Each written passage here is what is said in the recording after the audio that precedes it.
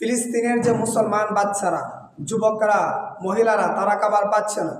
আর আপনার যখন ঘরের মধ্যে ভালো খাবার থাকে না, তখন আপনি রুটি খান অথবা বিরিয়ানি, পোলাও, এটা ভালো লাগছে না। ভালো ভালো রেস্টুরেন্টের মধ্যে গিয়ে ভালো ভালো কী জিনিস পাওয়া যায় এগুলা খাওয়ার জন্য আপনি ভিড় করেন।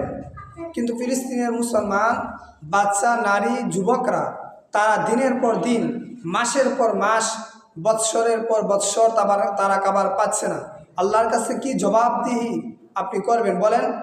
যদি তারা বলেন যে আমরা খাবার পাচ্ছি না, পানি পাচ্ছি না, কোনো কিছু পাচ্ছি না, কিন্তু তোমরা তোমাদের খাবার খাচ্ছ, ভালো লাগছে না, ভালো রেস্টুরেন্টে যাচ্ছ, পোলাও খাচ্ছ, বিরিয়ানি, তেহারি, বিভিন্ন খাবার খাচ্ছ।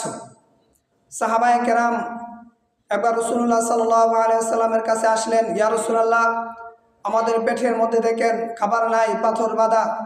রাসূলুল্লাহ সাল্লাল্লাহু আলাইহি ওয়াসাল্লাম বলেন যে দেখো, তোমাদের পেটের মধ্যে যেরকম ভাবে পাথর বাঁধা, রসুলও কাপড়টা উঠালেন, দেখালেন যে তার পেটের মধ্যে পাথর বাঁধা। তাহলে দেখেন রসুল সাল্লাল্লাহু আলাইহি ওয়াসাল্লাম এত কষ্ট করেছেন দিনের জন্য, কিন্তু আজকে আপনি ভালো ভালো খাবার খাচ্ছেন, গুসা করেন যে খাবার ভালো হচ্ছে না, তারপর ভালো ভালো রেস্টুরেন্টে যাচ্ছেন, কিন্তু আপনার একজন মুসলমান ভাই, মুসলমান বোন, মুসলমান বাচ্চারা তারা দিনের পর দিন খাবার পাচ্ছে না।